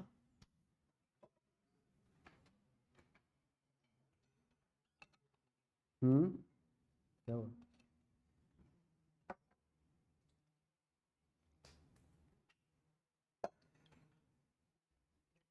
देखिए, ये सब करने में थोड़ा अजीब लगेगा। जब पहली बार आप करना शुरू करेंगे ना, माँ बाप खुद ही परेशान हो जाएंगे। पागल हो गया क्या? अभी तक तो ये कभी नहीं पढ़ता था, पता चला क्लास में भी पढ़ रहा है, घर पे भी सड़क पे चलते हुए चार्ट पढ़ रहा है। अजीब आदमी है। और ये सब क्या दीवारें खराब कर रहा है, पेंट खराब कर रहा है? ये सब आपको सुनना पड़ सकता है, इग्नोर मारिएगा। और अगर आप किराए के रूम में रहते हैं तो किराया तो दे ही रहे हैं ऑलरेडी, और पेइंग द रेंट ना। जो मर्जी जहाँ लगाओ भाई, शाहरुख खान की, सचिन तेंदुलकर की, ऐश्वर्या राय की फोटो लगाने से अच्छा है चाट रहे, जो आए उसको भी कुछ ज्ञान मिले। घर पे कोई फ्रेंड आया, कोई रिलेटिव आया, तो कम से कम कुछ नहीं समझेगा तो फंडामेंटल राइट तो समझेगा कि यार ये राइट्स हमें भी अवेलेबल है कि नहीं? हाँ, हो गए रिलैक्स? चलो स्टार्ट। ठीक है, तो अब हाँ, चूंकि हमें याद करना है, और मैंने शायद आपसे कहा था कि हमें ऐसे याद करना है कि अगर आप मर रहे हो, आखिरी सांस ले रहे हो, उस समय आपके नाती पोते अगर आपसे पूछें दादाजी ये बेसिक स्ट्रक्चर समझ में नहीं आ रहा है, तो फिर शंकरी प्रसाद से लेके केशवानंद भारती तक पोते को इतना आप पढ़ा दीजिए कि उसको बेसिक स्ट्रक्चर में कोई प्रॉब्लम नहीं ना हो। ये कॉन्फिडेंस कब आएगा? तो जैसे मैंने आपसे शायद पहले भी कहा था, बस ये मार्कर मेरे हाथ में होगा या पेन मेरे हाथ में होगी, कभी मैं किसी पीपीटी, नोट्स, बुक, लैपटॉप से नहीं पढ़ाता। लेकिन बहुत सारे शिक्षकों को आपने देखा होगा बिना उसको पढ़ा नहीं सकते। अगर कोई स्टूडेंट मस्ती कर उनके सामने से लैपटॉप लेकर भाग जाए तो उनको क्लास रोकनी पड़ेगी या पीपीटी हटा दे। पढ़ाएंगे कैसे? क्योंकि देख के पढ़ा रहे हैं, और अगर वो देख के पढ़ा सकते तो बच्चा देख के पढ़ भी सकता है। पीपीटी उसको दे दो। ये मैं मानता हूँ, मेरा पर्सनल बिलीफ। मैं ये नहीं कहता कि उनको नहीं आता होगा, हो सकता है उनको आता हो सकता है इसको यूज़ करने से ज़्यादा ये हो, लेकिन मेरी फीलिंग है कि जब हम पीपीटी यूज़ करते हैं तो उसमें ध्यान बच्चों का पीपीटी की तरफ चले जाता है, कॉन्टेक्स्ट की तरफ नहीं सोचते, वो आपकी तरफ नहीं देखते। मुझे ऐसा लगता है, शायद होता हो, शायद नहीं होता हो। बट एक तो है कि खाली मार्कर लेकर पढ़ाना मुश्किल है कंपेयर टू पीपीटी से पढ़ाना। क्यों? क्योंकि अगर आप पीपीटी यूज़ करें तो कुछ चीज़ें भूल भी जाएंगे तो आप पीपीटी में देख सकते हैं, लेकिन अगर आप कुछ नहीं यूज़ कर रहे हैं, ब्लैंक स्लेट है आपके सामने, तो फिर ये तो कंफर्म है कि हर चीज़ आपको याद रखनी है। एज ए स्टूडेंट आप कह सकते हैं, मैं जो कई बार बोलता हूँ, बड़ो तुम 15 साल से पढ़ा रहे हो, तुमको तो याद ही होगा। हमारा सोचो, हम तो पहली बार पढ़ रहे हैं, है ना? तो मैं बचपन से बुढ़ा नहीं था, राइट? धीरे धीरे बुढ़ापा आया है ना, मैं भी आप ही की तरह था। यस और नो? बट सीखा इन चीज़ों को। आप कह सकते हैं ठीक है, चलिए मान लेते मैं पॉलिटी पढ़ाता हूँ इतने सालों से, तो मुझे याद है। आप मुझे यूपीएससी का कोई भी विषय दे दीजिए और 2 दिन टाइम दे दीजिए उस क्लास के लिए कि आपको परसों जो है ये क्लास लेनी। मैं आपको विश्वास दिलाता हूँ कि फिर मैं इस मार्कर से ही पढ़ाऊंगा उस पूरे टॉपिक को।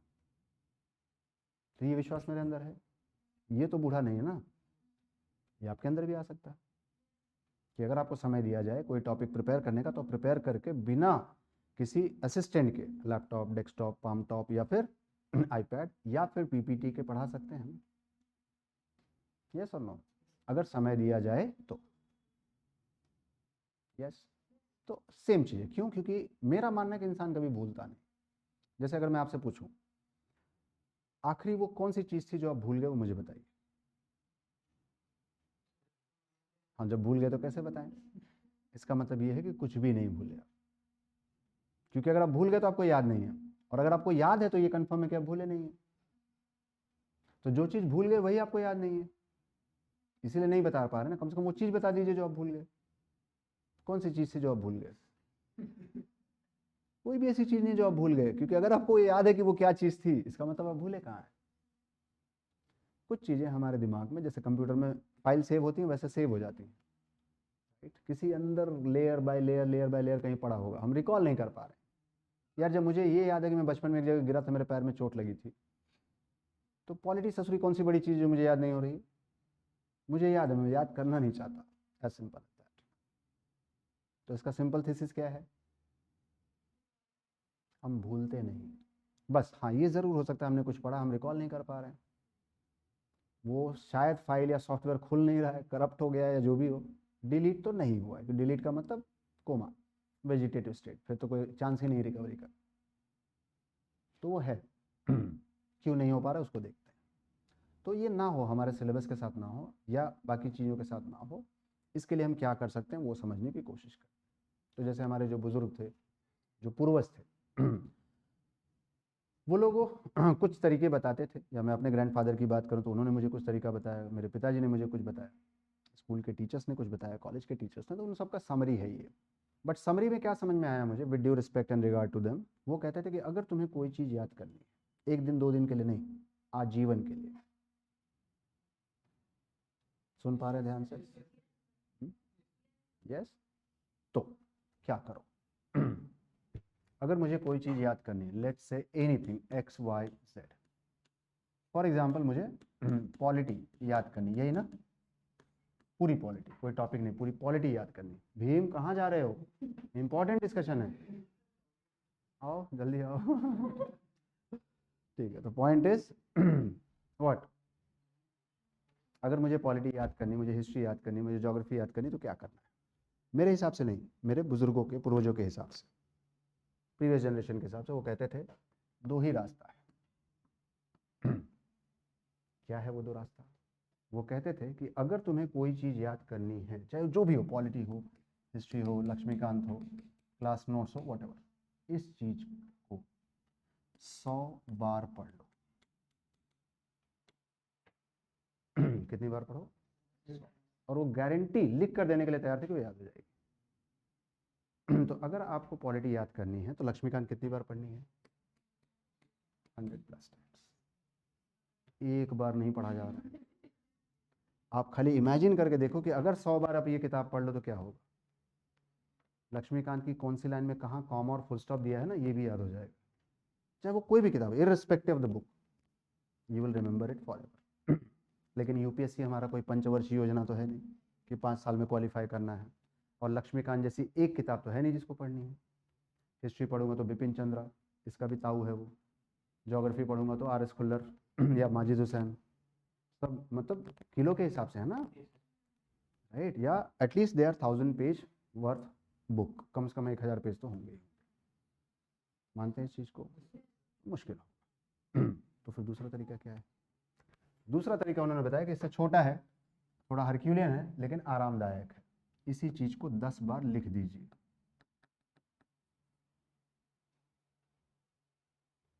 लक्ष्मीकांत उठाइए, एक एक लाइन लिखना शुरू कीजिए और पूरी किताब को कितनी बार लिखना है?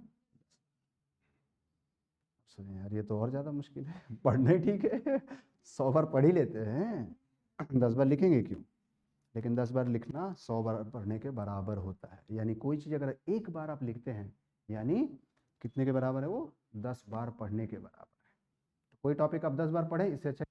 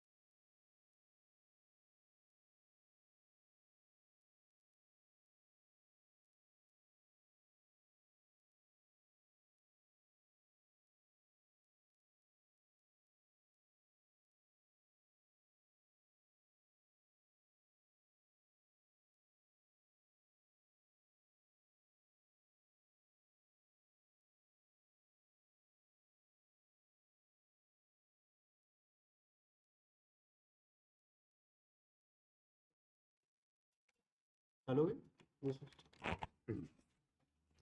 हेलो, अच्छा अब आ रहा है, कोई बात नहीं, these are also good things we should learn, है ना। Thank you for the attempt part, है ना। अच्छा, ये सारी में से जो चार्ज होती है वो कैसे पता चल जाता है? लाइट के हिसाब से। हाँ, मतलब कभी अगर बंद हुआ तो हम लोग इसको खुद से भी लगा सकें। क्लास क्या टाइम हो रहा है? 12:50, 50 या 15? कब तक है स्टेमिना आपकी? चलो ठीक है, 15-20 मिनट और मान लेते हैं। 1:30 तक मुझे क्या, शाम तक ले लो, कोई दिक्कत नहीं, लेकिन 12:50, 1:15 रख लो, ठीक है। क्लियर है? Shall we start? तो अभी तक हमने क्या सीखा, that if you want to remember, कोई भी चीज़ आप याद रखना चाहते हैं तो क्या कीजिए, you must read it 100 times. अगर आपसे ये नहीं हो रहा तो you must write it at least 10 times. तो what my contribution to this, बहुत सोचने के बाद, समझने के बाद और प्रैक्टिस करने के बाद मुझे क्या समझ में आया, that what we can do. मुझे ये समझ में आया कि हम इसको एक बार में ही कर सकते हैं। कितनी बार में? एक बार। So simple, just we have to do it. But सवाल है वंस क्या करना है। एक बार किसी को पढ़ा दीजिए बस, ना 100 बार लिखने की जरूरत है, ना 10 बार पढ़ने की जरूरत है, या फिर 10 बार लिखने की या 100 बार पढ़ने की जरूरत है। एक बार सिर्फ किसी को पढ़ा दी। जिस दिन आपने ये चीज़ किसी को एक बार पढ़ा दी, नाती पोते उम्र वाली तक आपको ये याद रहेगी। लेकिन पढ़ाने का मतलब पढ़ाना कैसे? पीपीटी, नोट्स, प्रेजेंटेशन लेकर नहीं, बस एक कलम। जैसे मैं आप में से कहूँ, कोई किसी को आकर मुझे सिटीजनशिप पढ़ाइए, और अगर वो पर्सन मुझे सिटीजनशिप पढ़ा देता है, इसका मतलब वो सिटीजनशिप ज़िंदगी भर नहीं भूलेगा, बाकी भले सब कुछ भूल जाए। यस और नो? तो तरीका क्या है? Teach someone, and that someone could be anyone. क्योंकि यहाँ पे आपका ऑब्जेक्टिव टीचिंग नहीं है, यहाँ पे ऑब्जेक्टिव क्या है? आपको याद है या? हाँ, ये एक बहुत बड़ा डिस्प्यूटेड क्वेश्चन। क्यों? हम तो पढ़ा दे, पढ़ेगा कौन? प्रॉब्लम यहाँ पे पढ़ाने की नहीं है, I can teach, but problem is who is willing to get taught by me. ये सवाल आपके दिमाग में आएगा, नहीं आएगा? तो आपको पढ़ाने के साथ साथ ये भी ढूंढना होगा कि पढ़ेगा कौन आपसे। हो सकता है बाहर कोई ना पढ़े, लेकिन पहला सपोर्ट आप ले सकते हैं फैमिली का, राइट? फैमिली मेंबर्स का, जिसमें सबसे पहले आप माता पिता से पूछ सकते हैं। तो पिताजी से तो मत ही पूछिएगा, क्योंकि अगर पिताजी से आपने पूछा तो हो सकता है उनका जवाब ये हो कि मैं तुम्हें पढ़ने के लिए भेजा हूँ या अपने पढ़ने के लिए। I had send you to the coaching to study, and what you are doing? Coaching से आके तुम मुझे पढ़ा रहे हो। कौन है वो टीचर? लेके चलो मुझे, मिलवाओ उससे जिसने ये गलत ज्ञान तुमको दिया है कि घर जाना तो पिताजी को पढ़ाना। तो हो सकता है पिताजी ना माने, मान जाए। आज के पेरेंट्स अच्छे होते हैं, कोऑपरेटिव होते हैं, हो सकता है मान भी जाए कि ठीक है, अच्छा पढ़ाओ, right? And if you are able to deliver, छोटा सा कोई टॉपिक उनको आप पढ़ा पाते हैं, nothing like that. But mamas थोड़ी फ्रेंडली होती हैं, यू कैन रिक्वेस्ट मॉम, ठीक है, कि मम्मी ठीक है आप सब्जी काटते रहो लेकिन सुनते रहो। Article 1 of the constitution says that India, that is Bharat, shall be a union of. ठीक है, मम्मी को समझ में आया नहीं है कोई बात नहीं, बस मम्मी सुन ले, ताकि आप बोल सके बिना बुक खोले, बिना नोट्स खोले। समझ पा रहे हैं आप? मान लीजिए पेरेंट्स नहीं राजी हुए, तो पेरेंट्स के अलावा अगर आप सिबलिंग्स हैं, भाई बहन, ब्रदर सिस्टर, कोशिश कीजिए। हालांकि उम्मीद है कि ये भी नहीं मानेंगे, क्योंकि आपके भाई बहन की नज़र में आपकी क्या इज्जत है आपसे बेहतर कोई नहीं जानता, ठीक है? तो जैसे ही आपने उन्हें पढ़ाने की बात की, आप पे भड़क सकते हैं, गुस्सा हो सकते हैं, खुद से तो हो नहीं रहा, मुझे पढ़ाएगा, चल मेरा अपना बहुत काम है, मुझे नहीं पढ़ना है, मतलब दे मे डिनाई। बड़े भाई बड़ी बहन से बोलने कोई मतलब ही नहीं। तो छोटे भाई छोटी बहन है तो ही बता सकते हैं आप उनको, लेकिन हो सकता है वो भी रजिस्ट करें कि नहीं, मैंने देखा है तू कितना पढ़ता है, अपना अपने पास रख, तेरे ज़्यादा नंबर आए मेरे, है ना? ठीक है, तो हो सकता है आपकी वो बुरी तरह से इंसल्ट भी कर, उसके लिए भी तैयार रहिएगा। मिल गए अच्छी बात है, नहीं मिले कोई बात। अगर ये दोनों सपोर्ट नहीं करेंगे तो तीसरा, आपके बहुत सारे फ्रेंड्स हैं, है ना? अब ये सही समय है जानने का कि वो सच्चा दोस्त है या नहीं। ठीक है, वैसे तो बोलता मैं तुम्हारे लिए जान दे दूंगा, बोल भाई जान वान नहीं चाहिए, प्रियम्बल पढ़ेगा इतना बता दे बस, ठीक है, राइट? तो अपने फ्रेंड्स के साथ, हाँ, हो सकता है आपका फ्रेंड उस पढ़ाई से जुड़ा ना हो, आप यूपीएससी की बात कर रहे हो, इंजीनियरिंग कर रहा हो, मेडिकल कर रहा हो, आर्ट्स कर रहा हो, साइंस कर रहा हो, उसको उससे कुछ लेना देना नहीं है, बट एटलीस्ट इतने के लिए कन्विंस हो जाए, राइट। तो कोई अगर ऐसा आपका दोस्त है जिसके साथ आप समय बिताते हैं, उससे आप रिक्वेस्ट कर सकते हैं, ठीक। नहीं तो आपका कोई क्लासमेट, क्योंकि सबसे बेस्ट फ्रेंड क्लासमेट है इस समय, क्योंकि वो भी जानता है कि आप जो बोलेंगे वो सही या गलत है, और वो जो बोलेगा आप बता पाएंगे सही या गलत है, तो एटलीस्ट जज कर पाएंगे कि दोनों एक ही चीज़ की तैयारी कर रहे हैं। लेकिन मुझे जो समझ में आया इतने दिनों में ये कि आप दोस्त नहीं हैं, क्योंकि ना तो किसी को एक दूसरे का नाम पता है, ना उसके बारे में कोई परिचय है। बैठते एक दूसरे के साथ ऐसे हैं जैसे दो देश के अलग अलग व्यक्ति बैठे और उनमें रिश्ते खराब चल रहे हैं, है ना। एक अमेरिका है तो दूसरा यूक्रेन है टाइप, ठीक है, राइट। कोई लेना देना नहीं है, ऐसा नहीं होना चाहिए, लेकिन एक दोस्त होना चाहिए, अगर है तो अच्छी बात है। अगर आप हॉस्टल में रहते हैं, आपका कोई रूममेट है, राइट, तो क्लासमेट हो गया, रूममेट हो गया, चाइल्डहुड फ्रेंड हो गया, या फिर कोई आउटसाइडर हो गया, कोई भी एक व्यक्ति हो जिसको आप सकें, ठीक। अच्छी बात है। तो नहीं है तो फिर ये भी ऑप्शन खत्म। तो अगर ये ऑप्शन हो तो आज की जनरेशन जो है वो रिलेशनशिप्स में बहुत बिलीव करती है। 6वीं 7वीं 8वीं के बच्चों की गर्लफ्रेंड और बॉयफ्रेंड होते हैं, ठीक है। आप तो शायद स्कूल लेवल पार कर चुके हैं, कॉलेज में पहुंच गए, हो सकता है आप किसी रिलेशनशिप में हो, मैं ये नहीं कह रहा हूँ कि हैं, लेकिन अगर हैं तो जो व्यक्ति आपसे कह रहा है कि तुम्हारे लिए चांद तारे तोड़कर ला सकता हूँ, उसको एक बार टेस्ट तो कीजिए कि सही बोल रहा है कि नहीं। वे चांद तारे तो उसके अब्बू का है नहीं जो उठा के लेके चले आएगा, उसको बोले इतनी मेहनत करने की जरूरत नहीं। मुझे सिर्फ एक चीज़ से यकीन हो जाएगा कि तुम मेरे जीवन साथी बनने लायक हो या नहीं, अगर तुमने पूरे फंडामेंटल राइट की क्लास अटेंड कर ली तो। आर्टिकल 12 से 30, आधी रात को फ़ोन करके जानू खाना खाया, बाबू मेरा सोया या नहीं सोया, ये सब बकवास करने से अच्छा है फ़ोन करो। बाबू आर्टिकल 14 जो है ना, वो 3 तरह के रूल ऑफ लॉ की बात करता है, और अगर बाबू ने फ़ोन बैंग नहीं किया मतलब बाबू ठीक है, जेन्युइन पर्सन है, आपके जीवन में रह सकता है या रह सकती है। लेकिन अगर बाबू ने फ़ोन रख दिया या बोल दिया पिताजी घर पे हैं, बाद में कॉल करता हूँ या करती हूँ, तो समझ लीजिए वो बाबू जेन्युइन पर्सन नहीं है। ये अभी तो बोल रहा है चांद तारे लाएगा, लेकिन कल को 36 टुकड़े करके कुकर में डाल देगा, वो भी किसी का बाबू ही रहा होगा, है ना। लेकिन चांद तारे का लालच देकर व्हाट, फ्रिज में, कुकर में, ये सब सुना होगा ना आपने। Are you getting it. तो बहुत सोच समझकर विश्वास करना है, अगर ऐसा है तो। अगर ऐसा नहीं है तो पास्ट में ऐसा रहा होगा, जिसने आपको छोड़ दिया है, आपने जिसको छोड़ दिया है, वापस से पैचअप करो। क्या कहते हैं, एक्स वाई जेड, गलती हो गई माफ कर दो, अब दोबारा नहीं होगी। ये भी हो सकता है। नहीं मुझे तुम्हारी शक्ल नहीं देखनी, कोई बात नहीं, कुर्सी उल्टा करके बैठेंगे, ठीक है। तुम उस तरफ देखना, मैं इस तरफ देखूंगा, लेकिन एक कप चाय तो पी ही सकते हैं, एक कप कॉफी तो पी ही सकते हैं, राइट। हो सकता है आपका 100-200 का खर्च भी हो जाए, बर्गर खा ले, पिज़्ज़ा खा ले, कॉफ़ी पी ले, कुछ भी पी ले, कोई बात नहीं, कर दो खर्च। अगर 300 रुपये में फंडामेंटल राइट तैयार होता है तो it's not a bad deal. जब तक वो पिज़्ज़ा खा रही है तब तक कोशिश करना कि आर्टिकल 12 to 35 खत्म हो जाए। क्यों, पिज़्ज़ा खाने के बाद वो निकल लेगी और आपका फंडामेंटल राइट छूट जाए, ठीक है। तो इसलिए ये कोशिश कर, इससे आप बहुत लोगों से बच सकते हैं। कोई रिश्तेदार है ज़्यादा पका रहा है, शुरू हो जाओ। आपको पता है भारत में राष्ट्रपति का चुनाव कैसे होता है, indirect election, proportional representation, single, भाग जाएगा वो, ठीक है, राइट। लेकिन आपका टारगेट पूरा हो जाए, इसको आपको हैबिट में लानी होगी। इसको आप कहते हैं ना, एक वर्ड होता है निर्लज, सुना है आपने, बेशरम। आपके अंदर निर्लजता होनी चाहिए, बेशर्मी होनी चाहिए। कैसी, बिहेवियर वाली नहीं, उस मासूम बच्चे की तरह जो मुश्किल से 5 साल का है, बरसात हो रही है, सड़क पे मिट्टी और कीचड़ पड़ा हुआ, बिना कपड़े के एकदम नग्न अवस्था में जाके खूब झूम रहा है, नाच रहा है। उसको इस बात से नहीं फर्क पड़ रहा है कि उसको कौन देख रहा है, क्या कर रहा है, क्या बोल रहा है, कोई मतलब नहीं। क्यों, वो जो करना चाह रहा है वो कर रहा है। ये बेशर्मी आपके अंदर आनी चाहिए। मुझे पढ़ना है ना और मुझे पढ़ाना है, तो सामने तुम कौन हो उससे मुझे कोई फर्क नहीं पड़ता। मैं अपनी बात बोलूंगा, तुम्हें सुनना है बैठो, नहीं सुनना है ठीक है जाओ, अच्छा है तुम अभी चले। इज इट क्लियर, यस और नो, ठीक है।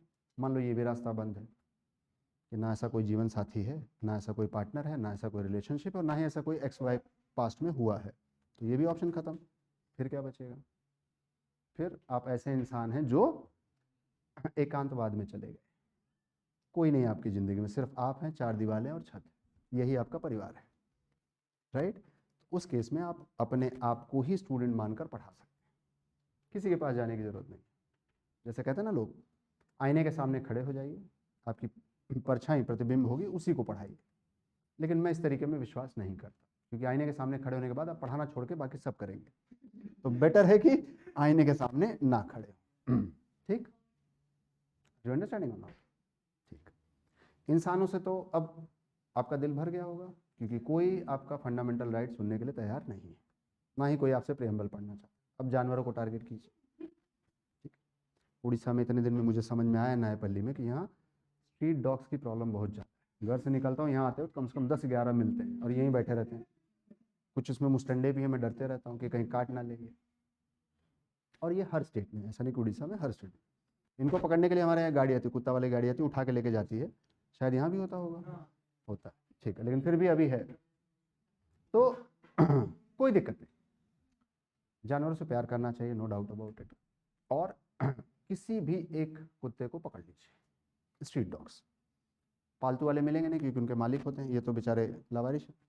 और 2 packet Parle biscuit, 1 packet Parle या कोई भी बिस्किट लेते जाइए, जितना टॉपिक है उतने हिसाब से बिस्किट ले लीजिए।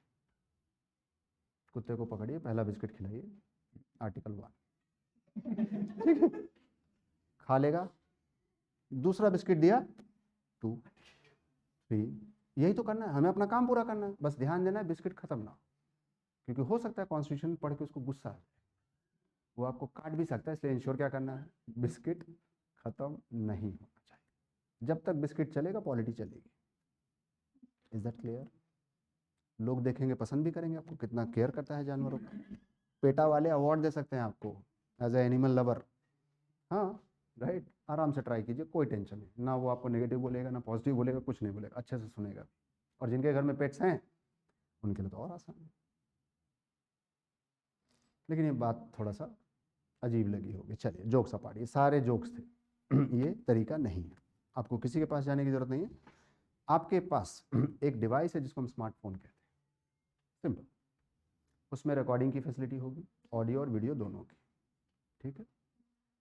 आप क्या करेंगे, जो भी टॉपिक आपको पढ़ाना है, जैसे प्रियम्बल पढ़ाना है, अब आप प्रियम्बल आपने अच्छे से समझ लिया है, बेसिक कॉन्सेप्ट पढ़ाना है, ठीक है। ये प्रियम्बल टॉपिक प्रिपेयर कर लीजिए, नोट से, लक्ष्मीकांत से, बुक से, हर जगह से, सब बंद कर दीजिए, फ़ोन का रिकॉर्डर ऑन कीजिए और आप प्रियम्बल के सारे पॉइंट बताइए, रिकॉर्ड कीजिए उसको, ठीक। उसके बाद उसी रिकॉर्डिंग को खुद सुनिए और नोट से कंपेयर कीजिए। अब देखिए कौन कौन से पॉइंट छूटे हैं, और तब तक ये रिकॉर्डिंग करते रहिए जब तक कि सारे पॉइंट इंक्लूड ना हो जाए बिना देखे। अब आप आईपैड्स या आईपॉड्स या हैंड्स फ्री या ब्लूटूथ डिवाइस गाना वगैरह सुनने के लिए यूज़ ही करते होंगे। गाने मत सुनिए, अपनी ही रिकॉर्डिंग को सुनिए आते वक्त, रिक्रिस्टलाइज होगा वो बार बार दिमाग, राइट। जब आप कॉन्फिडेंट फील करने लगे तो उसी चीज़ का वीडियो बना लीजिए, अपना खुद का ही, ताकि आप अपने हाव भाव को भी समझ सकेंगे।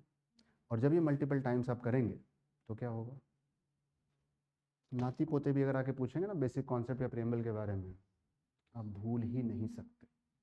लेकिन इसके लिए कोई एक ऐसा होना चाहिए जो आपकी अकाउंटेबिलिटी चेक करे। क्यों? क्योंकि मुझे पक्का यकीन है आप 2 दिन 3 दिन करेंगे और फिर छोड़ देंगे। आप इसे 365 दिन करें, ये इंश्योर करने वाला कोई होना चाहिए, तो वो मैं हूँ। आप रिकॉर्ड कीजिए, मेरे पास भेज दीजिए, मैं परमिशन लेके अपनी ईमेल आईडी या, ठीक है, फ़ोन नंबर या टेलीग्राम लिंक कुछ आपको दे दूंगा, जिस पे आप ये दे सकते हैं मुझे। आप मुझे ऑडियो लिंक ही भेजिए। जिस दिन मुझे डाउट होगा जिस रिकॉर्डिंग पे कि ये देख के पढ़ रहा है, उस दिन मैं आपसे वीडियो मंगा लूँगा। और ज़्यादा बड़ा वीडियो नहीं, ज़्यादा बड़ा ऑडियो नहीं, 3 से 4 मिनट का, एक एक आर्टिकल का वीडियो बनाइए, एक एक टर्म का वीडियो बनाइए, कोई जरूरत थोड़ी बड़ा वीडियो बनाना है। इसीलिए मैं आपसे कह रहा था कि मैं क्लास में चाहता हूँ कि एक प्रोग्राम करूँ, अगर मुझे परमिशन मिल जाती है तो। पहले भी कहा था कि मैं इनको बुलाऊँ, यहाँ पे आएँ और ये मैं यहाँ बैठ जाऊँ और ये मुझे और पूरी क्लास को प्रियम्बल पढ़ाए। शुरू में डर लगेगा, बुरा लगेगा, लोग हंसेंगे, ये सोचेंगे एक बार आपने कर लिया ना। उस दिन मैंने एक लड़के को बुलाया था, उसने यहाँ खड़े होकर जो बोला होगा वो उसको ज़िंदगी भर नहीं बोलेगा, भले पूरी पॉलिटी क्यों ना भूल जाए। क्योंकि जब आप यहाँ खड़े होकर बोलेंगे ना, राइट, तो वो अपनी मेमोरी पावर से, समझ पा रहे हैं। जब तक ये चीज़ें नहीं होती तब तक कम से कम जो आपके पास इंस्ट्रूमेंट्स अवेलेबल हैं, आप मुझे रिकॉर्डिंग नहीं भेजना चाहते मत भेजिए, अपने फ्रेंड को भेज सकते हैं कि देख भाई मैंने आर्टिकल 13 पे वीडियो रिकॉर्ड किया है, ऑडियो रिकॉर्ड किया है, एक बार देख के बता कैसा है। ये तो कर सकते हैं ना। अब दुनिया भर की चीज़ें शेयर करते हैं, रील शेयर करते हैं, वीडियो शेयर करते हैं, ऑडियो शेयर करते हैं। अपनी खुद की बनाई हुई वीडियो ऑडियो शेयर करने में क्या प्रॉब्लम? और अगर वो अच्छी है तो यूट्यूब फ्री है सबके लिए, उसका एक चैनल बना के डाल दीजिए। जब अननोन आदमी आपको फीडबैक देगा ना, तब आप और बेटर कर पाएंगे। आपका दोस्त हो सकता है आपको ऐसी बात ना बताए जो आपको बुरी लग जाए, लेकिन जब प्लेटफॉर्म पे चले जाएगा ऑनलाइन, तो उसमें जो देखेगा वो बोलेगा इसमें ये कमी है, ये अच्छी बात है। ये नहीं कि आपको पैसे कमाने हैं, उसका कोई कंसर्न ही नहीं है। ये नहीं कि आपको किसी को पढ़ाना है, उसको समझ में आया कि नहीं, ये भी आपका कंसर्न नहीं है। आपका कंसर्न सिर्फ इतना है कि आप डिलीवर कर पाए या, और जैसे जैसे टॉपिक कंप्लीट होते जाए सिलेबस में टिक करते जाइए, और फिर खुद आप देखिएगा कि उस टॉपिक के लिए ना आपको पीपीटी की ज़रूरत पड़ेगी, ना बुक की, ना नोट्स की, ना क्लास नोट्स की, ना डिक्टेशन की। क्यों? क्योंकि वो यहाँ है। राइट? मुश्किल है, बट 30 दिन करके देखिएगा, आदत बन जाएगी। 30 दिन के पहले आपने छोड़ दिया, 100% I am saying you will not be able to recontinue it. पहली प्रॉब्लम 20-25 दिन 30 दिन की आती है। एक बार अगर वो हैबिचुअल हो गए ना आप, और फिर इसका बेनिफिट भी देख लीजिएगा कि हो रहा है कि नहीं हो रहा है। क्योंकि ग्राउंड रूल यही है, पेज पे आप तभी लिखेंगे जब यहाँ बिठाने के लिए आपको मेहनत करनी। क्लियर है? लग रहा है जैसे किडनी मांग लिया हो। अरे नालायकों, मेहनत करने के लिए तो बोल रहे हैं, इतना दुखी क्यों होना है? बोलो, कुछ पूछना है?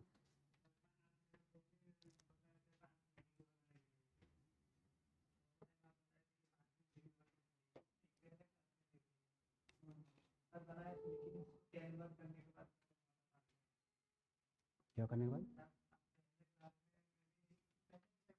बोलिए। हाँ हाँ।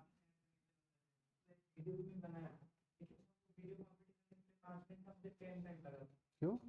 अच्छा, रिकॉर्ड करने के लिए। हाँ, शुरू में दिक्कत होगी, नो डाउट अबाउट इट, लेकिन आपने किस टॉपिक पे वीडियो बनाया था?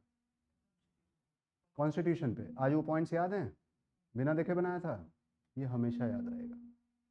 लेकिन अगर देख के बनाया होगा तो सिर्फ उसी दिन याद रहेगा, दूसरे दिन भूल जाओगे। यहाँ पे वीडियो बनाना इंपॉर्टेंट नहीं है, यहाँ पे ऑडियो बनाना इंपॉर्टेंट नहीं है। इंपॉर्टेंट क्या? अब मत बनाइए वीडियो ऑडियो, सादे पेज पे लिख सकते हैं, लिख के लाके मुझे दे सकते हैं, उतना भी काफ़ी है। बट वो जो आपने लिखा है ना, वो कहीं से कॉपी करके नहीं लिखना, बस ये कंडीशन। Try doing it. और अगर आपने ये कर लिया तो फिर मैं आपको तीसरी स्ट्रैटेजी बताऊँ। वो कौन सी स्ट्रैटेजी है? कि अगर मैं इस बच्चे से पूछूं जो कि ब्रूटली सॉफ्ट है, ब्रूटली सॉफ्ट क्यों है? क्योंकि इसके टी शर्ट पे लिखा हुआ है। ये क्या होता है ब्रूटली सॉफ्ट? हाँ ठीक है। अगर मैं इस बच्चे से पूछूं कि मुझे सिर्फ ये बता दो कि 19 सितंबर को तुम 9 बजे क्या कर रहे हो, कोई आइडिया नहीं, क्योंकि प्लान ही नहीं है। कल क्या कर रहा है ये भी इसके पास प्लान नहीं होगा। But will make a strategy for 365 days, क्योंकि इतना ही टाइम चाहिए हमें एग्जाम निकालने। इससे ज़्यादा लग रहा है मतलब कहीं ना कहीं स्ट्रैटेजी में प्रॉब्लम है। तो पर डे क्या प्लान होना चाहिए, कैसे एग्जीक्यूट करना और कैसे इसको कंसिस्टेंटली लेके चलना है, that I tell you. But मुझे भी तो यकीन हो कि जो मैं बता रहा हूँ आप करोगे। पता चला सब ऐसे इमोशनल होकर बता दिए, फिर बाहर मार्केट में जाके आप ये स्ट्रेटजी बेच रहे हो। हाँ, you are doing a business rather than study. तो पहली चीज़ क्या देनी है? चार्ट। दूसरी, या तो ऑडियो या तो वीडियो या तो पेज पे लिख कर। जब ये दोनों चीज़ें मेरे पास आ जाएंगी तो मुझे थोड़ा यकीन हो जाएगा कि आप फॉलो कर रहे हैं। और फिर मैं आपको तीसरी चीज़ बताऊँ। Clear? I think enough for today. क्योंकि उतना ही खाना लेते हैं जितना हम डाइजेस्ट कर पाते हैं। सब कुछ ले लेंगे, पता चला पच ही नहीं रहा, तो फिर फेंकना पड़ेगा। Right? So let's do it step by step. मैंने कहा ना, every process will take its own time provided you are willing to do it. Again I vouch, I can put a bet कि अगर आपने 365 दिन मुझे दे दिए, मतलब 1 साल, और मुझे दे दिए, इसका मतलब जैसा आपको कहा गया अगर वैसा आप कर रहे हैं, I am willing to write it on stamp paper also. That कि लिस्ट में तो नाम आ ही जाएगा, ये कन्फर्म है, बस अगर आप करने के लिए तैयार है। और नहीं तो फिर ठीक है आपकी मर्जी है, आपकी लाइफ है, your life, your type, your style, जो भी आप करना चाहें करिए। बट अगर सिंसियरली आप करना चाहते हैं, इस एग्ज़ाम को पास करने का 2 ही तरीका है। 15,000 सर्कल प्रीलिम्स के और 6,000 आंसर मेंस के। ये आज लिख लो या 10 साल में लिख लो, जिस दिन लिख लोगे पास हो जाओ। कोई दूसरा अल्टरनेट ऑप्शन ही नहीं है।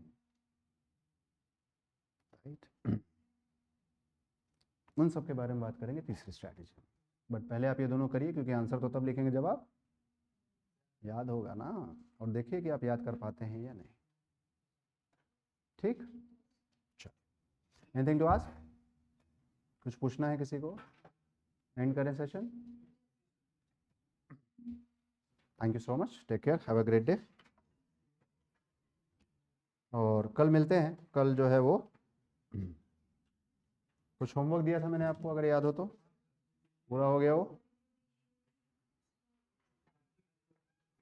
अभी नहीं पूरा हुआ है?